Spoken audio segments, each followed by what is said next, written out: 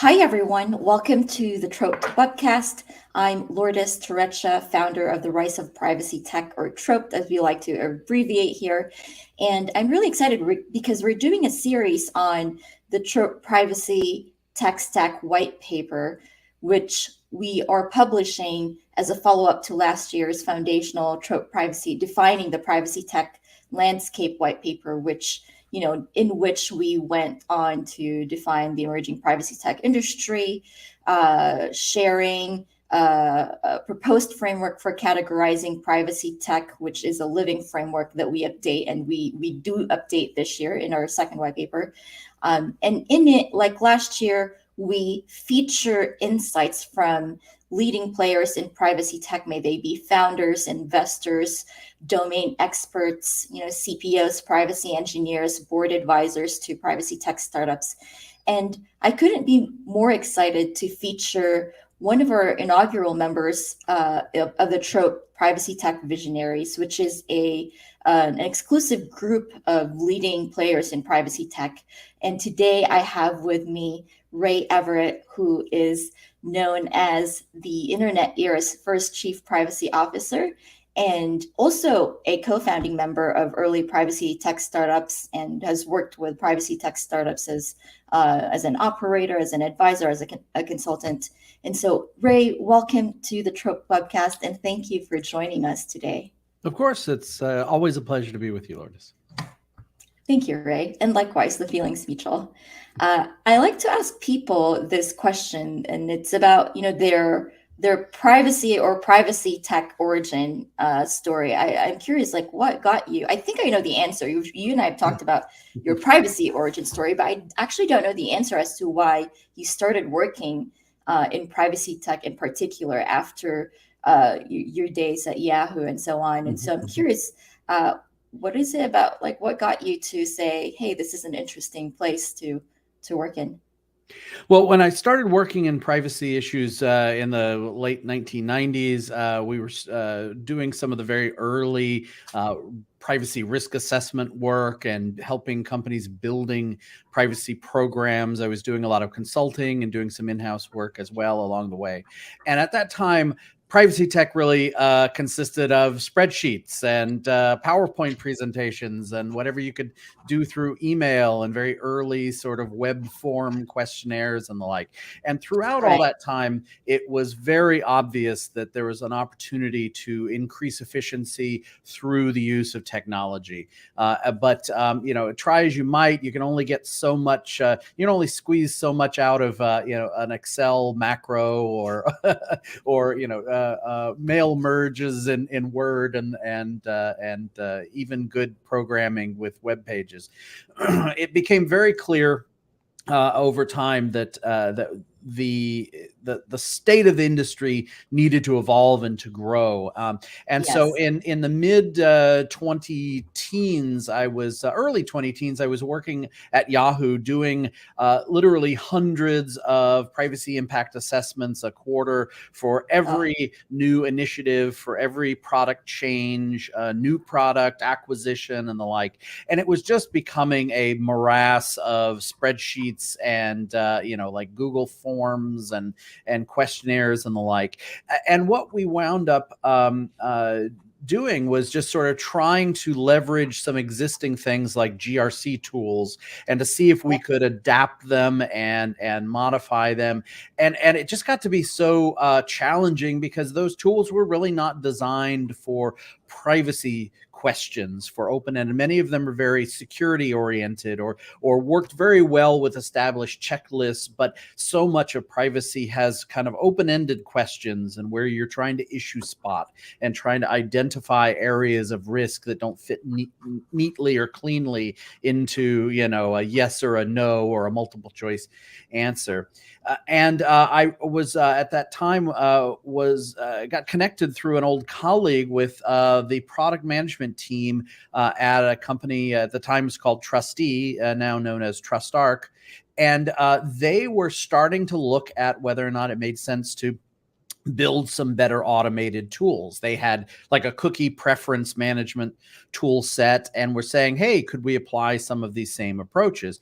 And so I carried with them to carried with me to a meeting with them, sort of the whole range of grievances I had about how bad the state of affairs were in terms of the technology for privacy risk management and data governance overall, and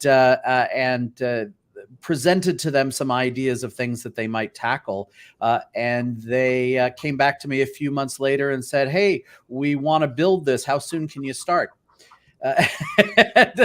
So I wound up leaving Yahoo and going over to TrustArc to help them build the very first privacy impact assessment tools and data inventory tools. And that was really some of the very first privacy tech, if you will, and at least in terms of the management of privacy risk and governance tool sets that were available.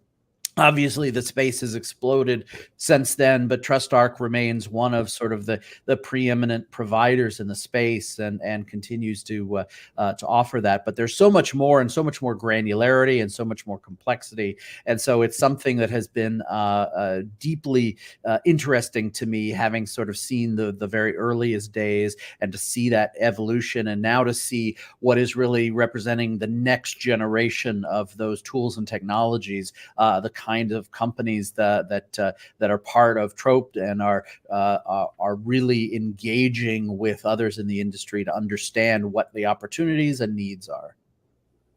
Oh my goodness, this is one of the reasons why I love doing TROPT Webcast episodes with people that I've known for years that, I didn't know that the backstory. It allows me to get to know you a little bit more. So it allows me to scratch that personal itch and get to know you a little bit better. I love I have a few points that I highlighted from what you just shared with us. So thank you for sharing that story. I couldn't agree with you more about how the pain point. I share that pain point of doing hundreds of PIAs a quarter per year.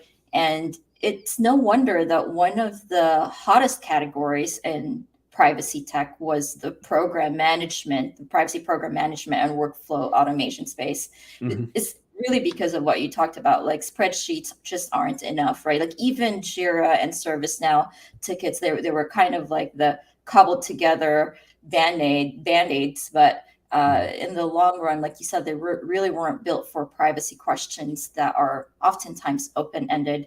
It also highlighted the fact that, this is, it's privacy tech, but there's a lot of adjacent industries that it's being touched. Like you mentioned, the IT, GRC, data governance, and also highlights that these are not the same. They're often conflated. They're not the same, even though they overlap, and there are Venn diagrams when it comes to these adjacent domains and industry. And the last thing that I would love to highlight here is how you as a buyer were really open in sharing your grievances, because that's one of the ways that we could move this space forward, right? In our last meeting with the TROPT Visionaries, one of the members mentioned how we really need the startup founders to build us the stuff that we need, not the stuff that they think we need. And so with that, I love the story that you shared, given, after all, they're selling it to buyers, and it's the buyers' problems that they're trying to solve with solutions. And so at TROPT, we love to get, that feedback back to the industry and bring together valuable insights like that from you as a buyer to the founders who are building. So that said, you've worn several hats in privacy tech, like I was saying, an operator, co-founding member, buyer, advisor, consultant. What are some of the big challenges you're seeing in the emerging privacy tech industry? And as a follow-up to that, I'll just give you the follow-up now. How do you think we can overcome these challenges as an industry, if we want, assuming we want to fuel privacy tech and innovation, which is our mission here at the Rise of Privacy Tech? Yeah. So the biggest challenge that's facing the industry and technology providers who are building solutions is really very much not a new problem. It's one that is consistent since I first got into working on these issues, which is making sure that your solution set is aligned with the reality of what your customers need, what their day-to-day experiences are, what their pain points are, and that your solutions are designed to really go at those pain points in a very practical and realistic way. A lot of solutions are unfortunately, they are aware of a solution area or a need, a set of needs, and they start building something that they feel is probably aligned with that. But unless you are very closely tied to those users and really feeding back into that user experience, into the privacy requirements, into the product requirements and the specifications and needs to build out that product, you will start to fall out of sync with what the customers are really going to need. In a lot of organizations that I've worked with, that I've advised or been in-house with, I was oftentimes sort of customer zero. I leveraging my experience as a chief privacy officer or having done consulting work for chief privacy officers in major Fortune 500 companies to know exactly what their day-to-day challenges were and the range of issues faced there, so that a solution could be designed to, you're certainly going to go after the low-hanging fruit, the clear winning issues that would become the biggest challenges for an organization or for a privacy officer or for whoever your buyer is. But there's always kind of that long tail of other issues and other problems that you need to be aware of, so that you don't lock yourself into something that's going to be too narrow and won't help you expand and continue to integrate. So, for example, when we were building very first privacy impact assessment tools, we also realized that needed to feed into a data inventory tool set. And so from both a product design perspective, as well as the technology underlying that, to make sure that it would be extensible and expandable.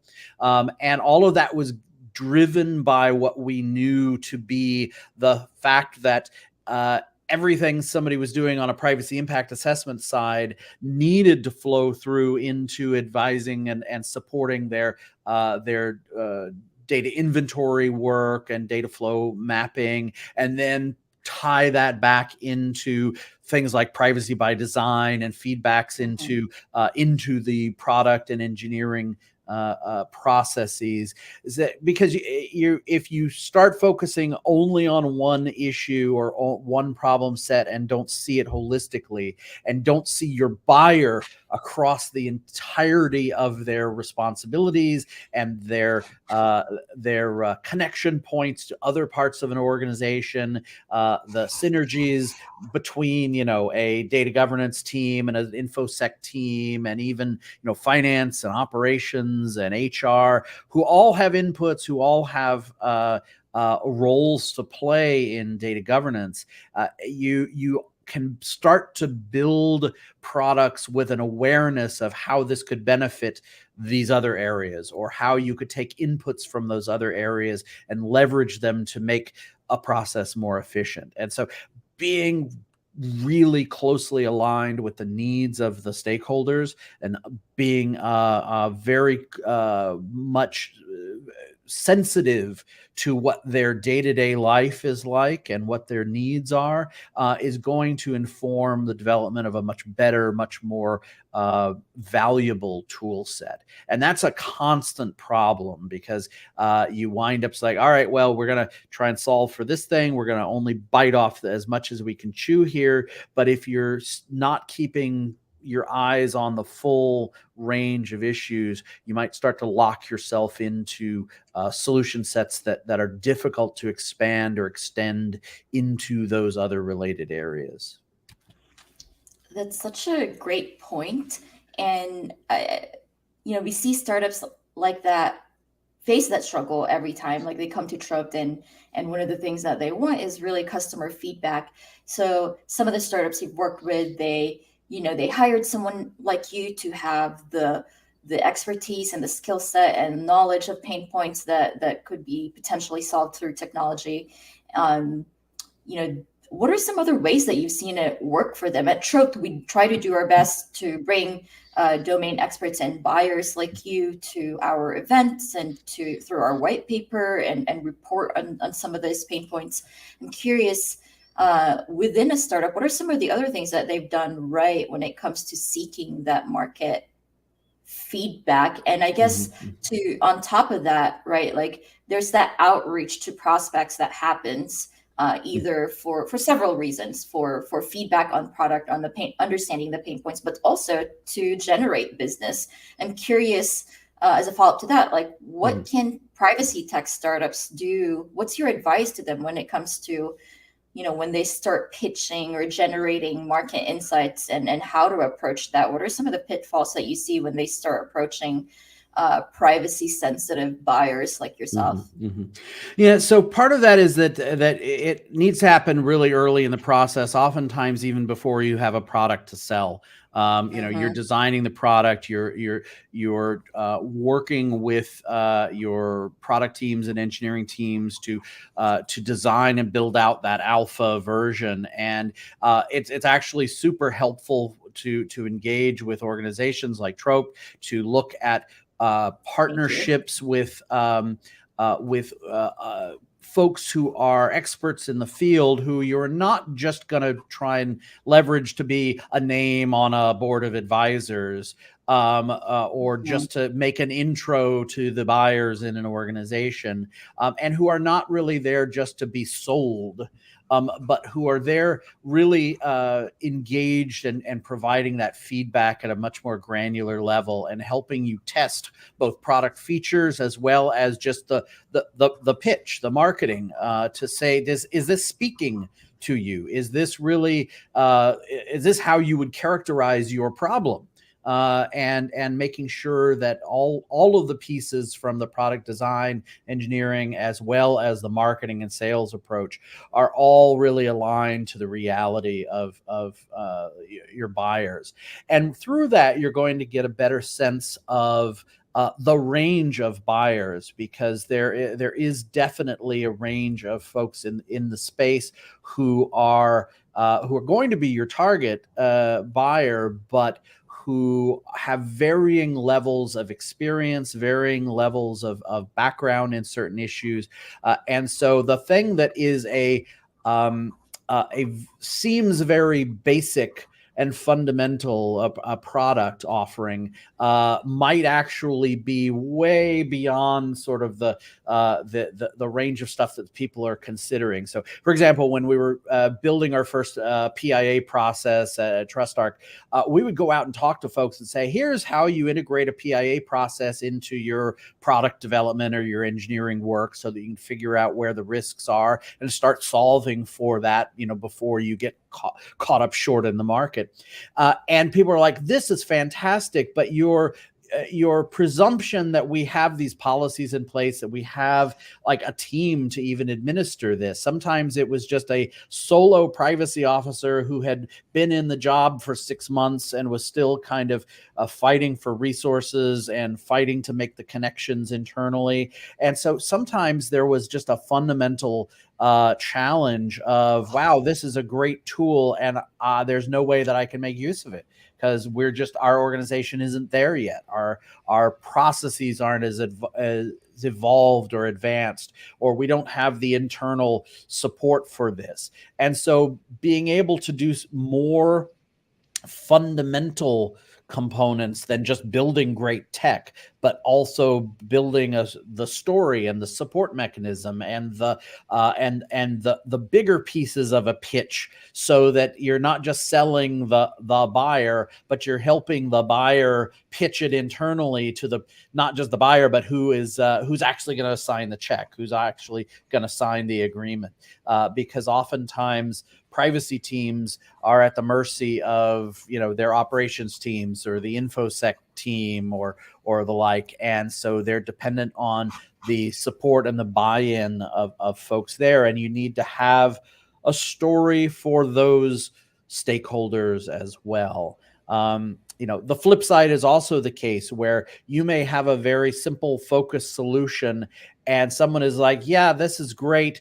It would solve this one piece of what I've got going on, but I've got these 8 other things that are part of my scope, and being able to show sort of how you fit into that range of other solutions. Maybe you've got a product that is focused on one particular set of challenges, and you need to have a story of how you integrate with other tools or other solutions, because something that is narrow might be very excellent at that piece, but until the buyer has a sense of, why should I go with this solution versus this thing from a bigger company that tells me it's going to solve all of these problems, but that solution isn't nearly as good as yours. You have to be able to help them differentiate that and to make that argument, because the other stakeholders in the organization are getting pitched on, just buy this package and it's going to solve all these problems. Virtually every product out there has some sort of a privacy, data protection, security, zero trust. Just buy this and all the buzzwords, everything. Yes. And it's a very difficult sell once the CISO has blown his budget on this or that, to then go back and say, well, yeah, but it actually doesn't do that, or it's not solving it to the level that we need, and we need this other tool, or we need this other set of solutions.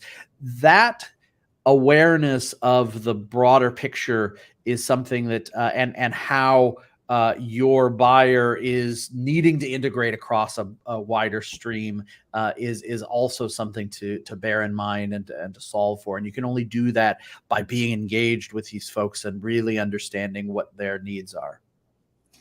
I love your point about engage early, and in market research, because that's really your reality check as to whether or not you have the right roadmap and whether you're executing on the product roadmap fast enough or in a strategic way that differentiates you from other solutions there. Before we talk about buyers, because there are a lot of I have so many bullet point notes about buying internally or making the case to buy privacy tech solutions internally. Before that you talked about engaging expertise to really get that feedback, as customer zero, right? Like not just having that name in your advisory board, not just for intros, not just to be sold to, although all those things are really great add-ons or benefits when it comes to engaging prospects and buyers. As an expert or someone who I'm pretty sure gets pitched to, to either join as an advisor or join as a co-founding member, as someone who's been asked to do that a lot, given your background in this space in privacy, I'm curious, like, what are some of the criteria you're looking for? So this is for the startups out there who want to work with Ray. Listen to what he's looking for when it comes to, getting engaged in a privacy tech startup. For example, Deborah Farber really looks at chemistry and whether she can personally work with founders. I'm curious, like, what are some of the things that you look for to decide, hey, I actually really like this, and I'm willing to join them either as an advisor or as an operator, or so on? Yeah, one of the things that I certainly look for is background and familiarity in the space. So, Okay. if you've got somebody who has been deeply involved in data governance or data protection issues, whether from a management side or from a technology side, that can certainly be a useful skill set and background, and will let me know that, all right, they're coming at this from a place of some direct experience. There are lots of folks who will, see an opportunity and will just say, hey, let's go build something like this because I think there's an opportunity here, without necessarily having had that direct experience and the direct feeling of that pain.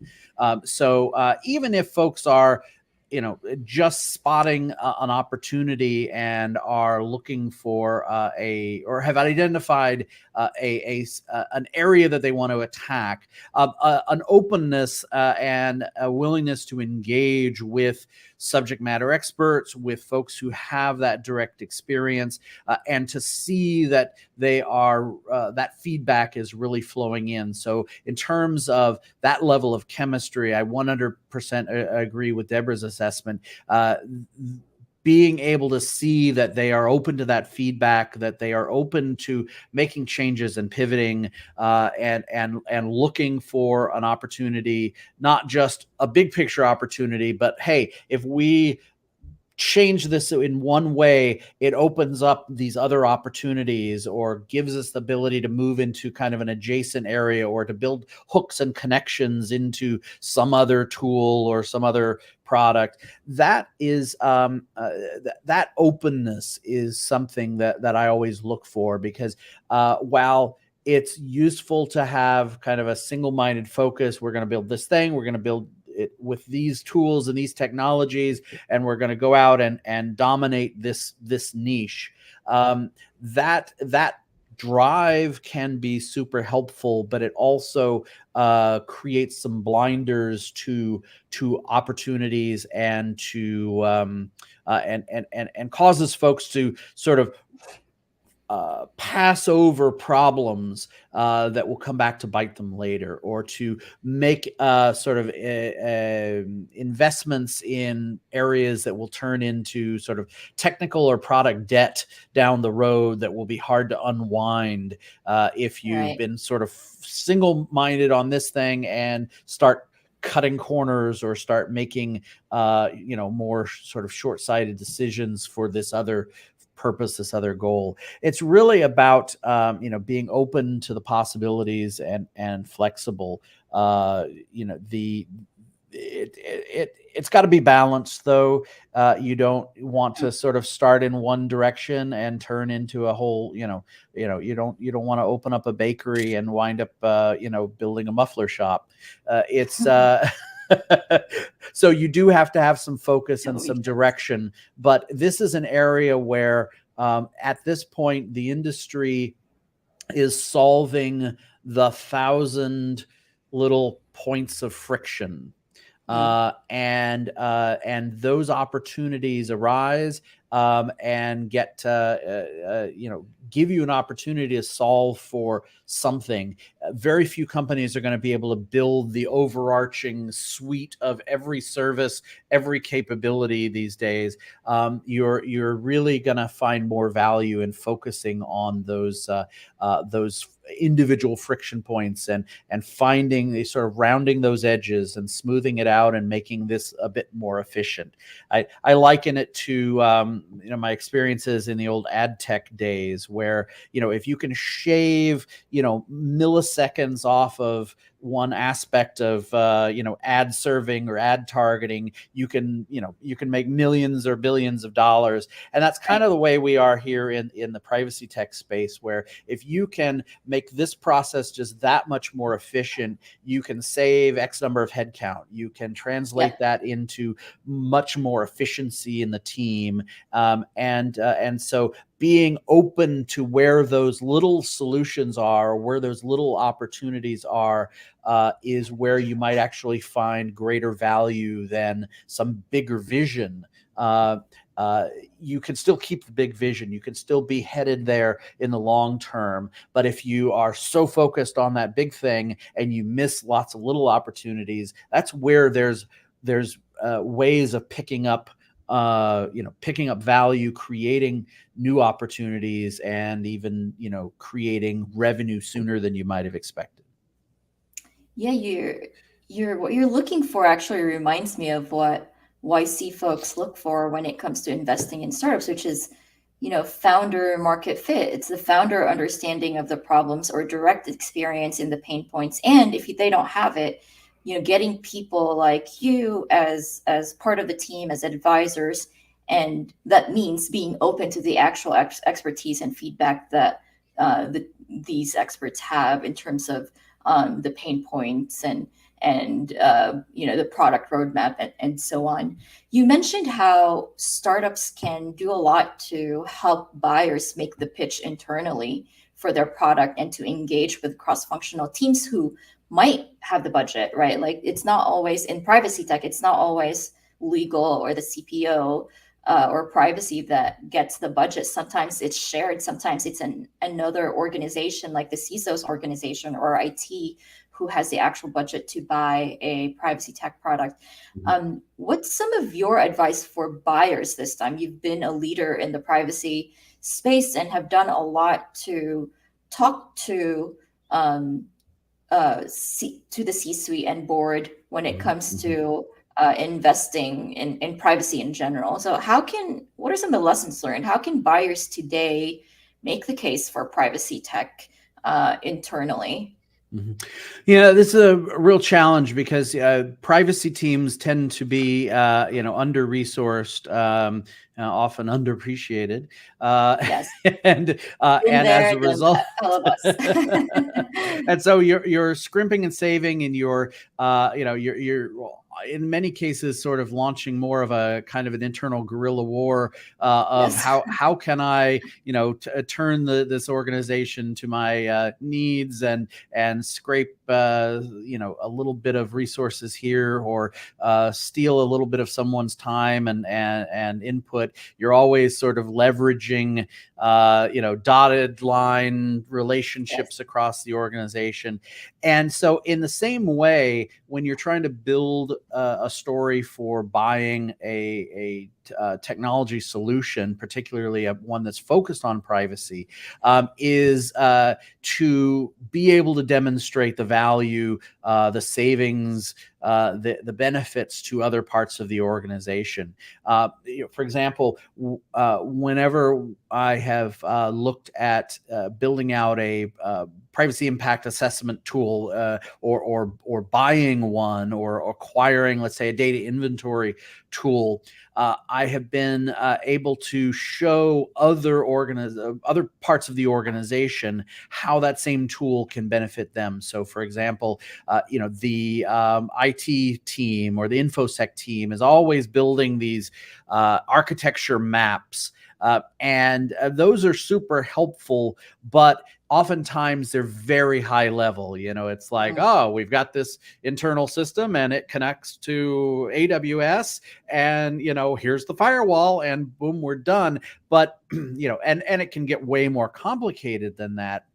But it's always that next level of investigation or challenge that's always kind of missing from those, where it's like, all right, well, but what is the data moving between this point and this point? And that's where a data inventory and data flow map that's more privacy oriented will focus on that granularity, and that can show benefits to not only the IT team so that they've got a richer map there, but it can also be useful for like your data governance people or your business intelligence people, and say, hey, if we have a better picture of where this data lives in our organization, you can make better use of it. You can manage it better and leverage it in different ways. Oftentimes we discover as we were doing a data inventory that there was the same data stored in 5 different places or 8 different places, and oftentimes it was out of sync, and oftentimes it wasn't being leveraged the way or to the maximum benefit it could. And so being able to shine a light on that showed value to other teams of this data governance activity that was originally just a privacy thing, but now could be seen as more valuable to other parts of the organization. So in that way, again, it's kind of a story of figuring out what other teams need, what their customers, if you will, are looking for, and being able to see if there's an opportunity to pitch this as an augmentation or a value add to some other part of the organization. Because then if you show the value, then you can also sometimes wheedle them into contributing to the budget for that down the road. And indeed, I've gotten over the years, I've gotten other teams to kick into the purchase of a certain product because it was going to help speed certain things. I even got the business development and M&A group at one company to kick in to and to budget as a part of an M&A activity, being able to either hire consultants or to pay for pay for a portion of these solution sets, because it's like we can run this PIA process on the M&A activity and speed through this in a way that would have taken weeks or months longer if we were doing this through just spreadsheets in a virtual data room.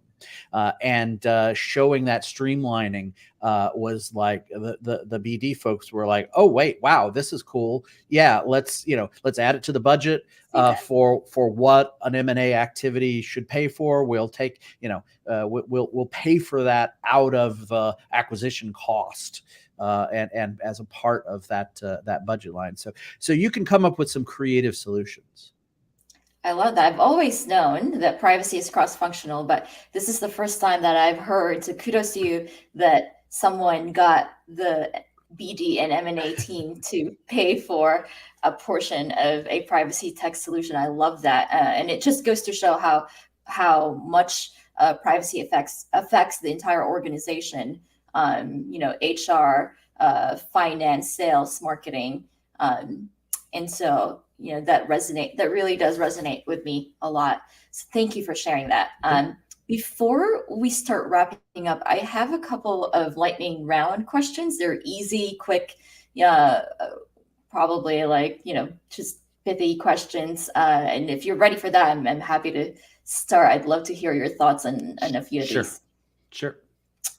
When you're thinking about the future of the emerging privacy tech industry, you feel optimism or cynicism? Pick one.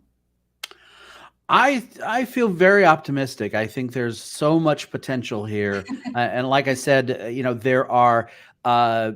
there's still big picture stuff out there, but there's a million little pain points and a little friction points that there are so many creative solutions for, and that will create value, and that companies, creators can identify those opportunities and really jump in and create something cool and valuable that will also, make my life better.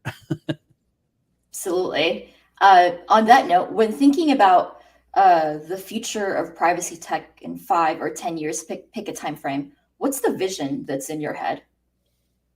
The vision is that there will be enough technology solutions that are fully integrated such that I can press a button from a beach anywhere and not have to worry about anything.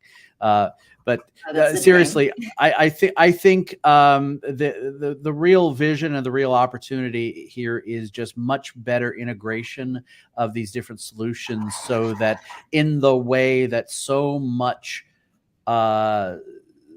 there's so much sophisticated capabilities, like in the InfoSec space, for detection of issues, early detection of threats and the like. Yes. I think privacy and data protection issues, data governance issues have so much further to go. Use of artificial intelligence and machine learning and really, deep thinking and big data solutions for analyzing lots of data sets for risks and opportunities. That's all going to be just so much more powerful and so much more interesting over the next 5 and 10 years. I love it. It's such a nascent time in the emerging privacy tech space, but if we just look at, like you said, the adjacent cybersecurity or data governance industries, we know where it's going, and I'm excited to see that future too, with integrations between privacy tech solutions, not just between privacy tech solutions, but between privacy tech and cybersecurity and data governance solutions, so that we have more sophisticated solutions to use in the marketplace. What's one consumer privacy tech solution that you use? Ooh, consumer privacy tech solutions. Personally, as Ray, the privacy, person.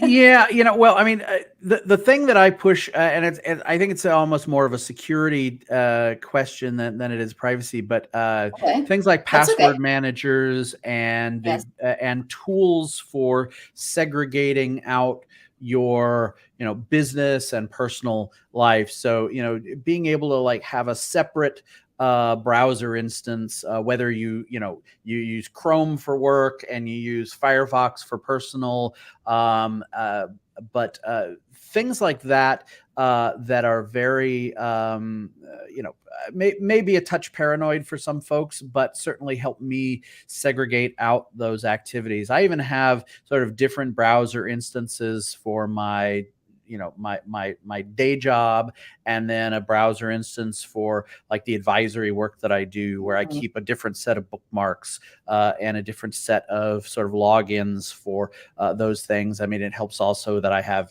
my personal email address and my consulting shingle email address that I use for different logins and those sorts of things. But that helps keep all of that sort of cross-site, cross-browser tracking stuff in its own lane, in its own process. So those are things, those are tools that I use. It's some security, some privacy, some just using the features that are in, like Chrome, to have, 2 or 3 different versions of Chrome with different logins.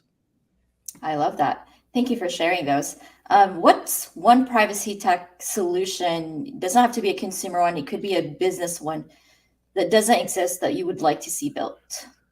I am still looking for the really good data inventory and data mapping solution that produces useful, understandable outputs.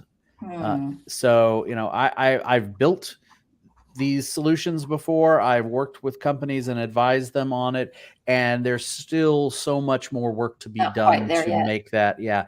You've got tools that will look at, all of your data sources and integrations, and to be able to, some of them can even read what the row headers are in a database, so that you can understand or have a better sense of what the data elements are in a particular repository. But being able to sort of organize that and map that flow through, and then be able to figure out what risks attach to certain things, that's just still not quite there yet. It was something that I'd tried to build at least one other startup that I was working with. But it's now that I'm back in sort of privacy officer world, and a consumer again, got my buyer hat on again.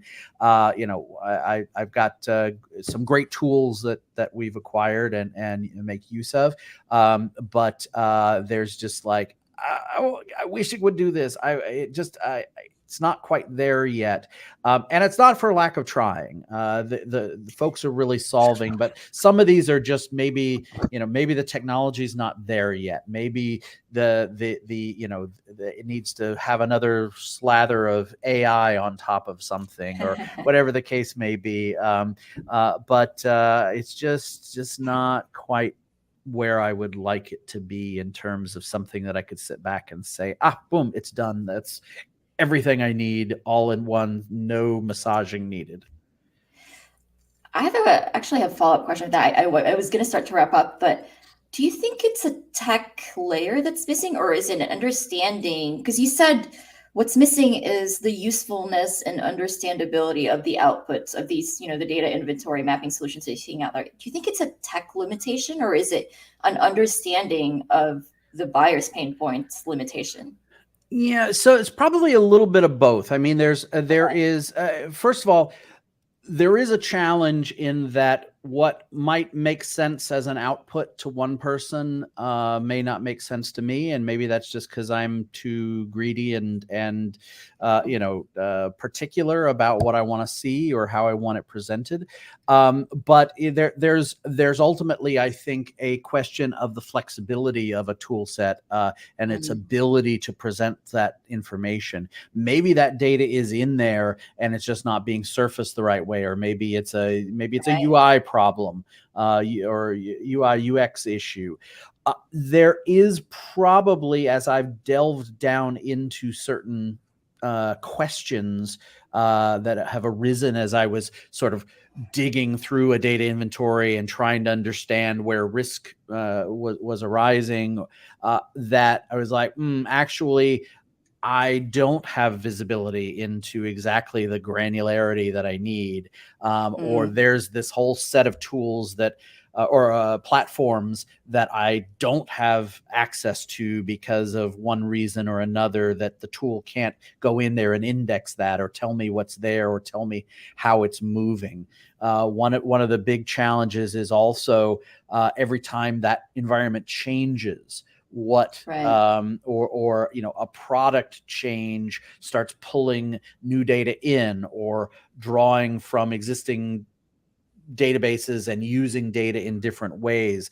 Those awareness of those things are really tightly correlated to your data map and your data flows and the usage thereof. Right now, you depend on like a PIA process to say, oh, hey, we're changing how we use this data. But people don't do PIAs always in a timely manner, or forget to include certain things, or forget to go back and update it when some component of the process has changed. Yeah. And, unless you are, creating like a stage gate process that will interrupt the product development flow, which has its own problems, but you might not catch those things, and you might be going out to market with something that has more risk than you realized. And you can't stop everything every time. So you've got to have other ways. And so I'd love to see a data inventory system that gave better sort of early warning to, wait a minute, this data is now being used in a slightly different way. It's going off to a different source or to a different function. And that's something that I think is still going to be useful. Yeah, I love that. Like, it would be nice if it would tell us, wait a minute, you need an updated PIA for this, given the new uses and new sharing. I agree with you. And with that, I mean, it's so hard to pick which takeaway to share for this episode, but I'll pick one. And, it's the point you made about, don't be a solution in search of a problem. Engage buyers early and get that reality check and incorporate that into the product development of your privacy tech solution. And I think that's one of the biggest challenges that we're seeing. I mean, I've seen as a buyer, but you've probably seen in your operator role as well, or multiple hats as a buyer and operator, is just ensuring that the product that you have in front of you, the privacy tech product, is responsive to the pain points of their target customer personas. And so with that, Ray, I'd love to invite you to share any calls to action that you might have with the audience, if you have any, where you'd like to be found. If you want to be found, that's your privacy choice online. If anyone wants to pick your brain, and maybe work with you as an advisor and pick your brain on how to create useful, understandable outputs for data inventory and mapping solutions, how do they go about doing that? Sure. It's super easy to find me on LinkedIn. Just search for Ray Everett, and you should come up with me. Just look for the blue glasses. You'll spot those.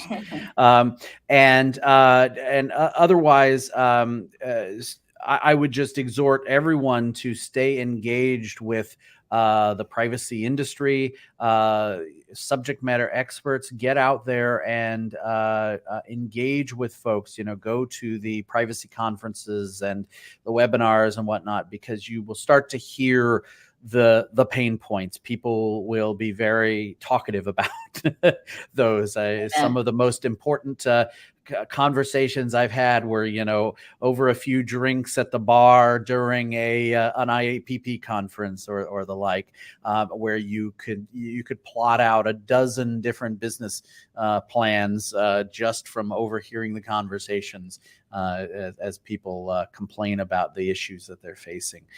So stay engaged. TROPT is certainly a fantastic venue. The events that you put on are really geared towards identifying.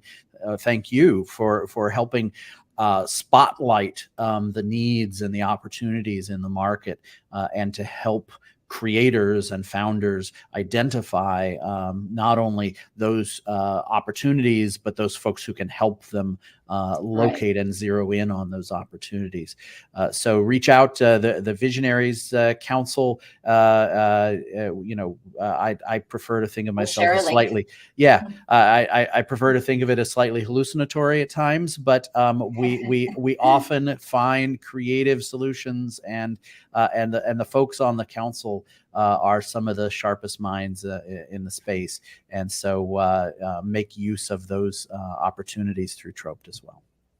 Absolutely. And so for more insights like Ray's or the rest of the TROPT Privacy Tech Visionary Circle, we have them incorporated into this year's TROPT Privacy Tech Stack white paper. We'll share a link in the comments there. In terms of getting involved, our working group, we're going to be, for the next white paper next year, we're going to kickstart the next working group. If you want to get involved, reach out. You can become a member. And our next event is in January, which is our flagship and biggest event, our Data Privacy Week event. So if you want to engage, please do. You can come submit your speaker proposal, support TROPT's mission and become a sponsor, or just attend as someone who's interested in the emerging privacy tech industry. And with that, Ray, it's always a pleasure. I always learn something new from you whenever we engage. And for that, I'm grateful. Thank you for sharing your time, your very valuable limited time with us today. My pleasure. Good to see you again, Lourdes. Good to see you, Ray. Take care. Thanks.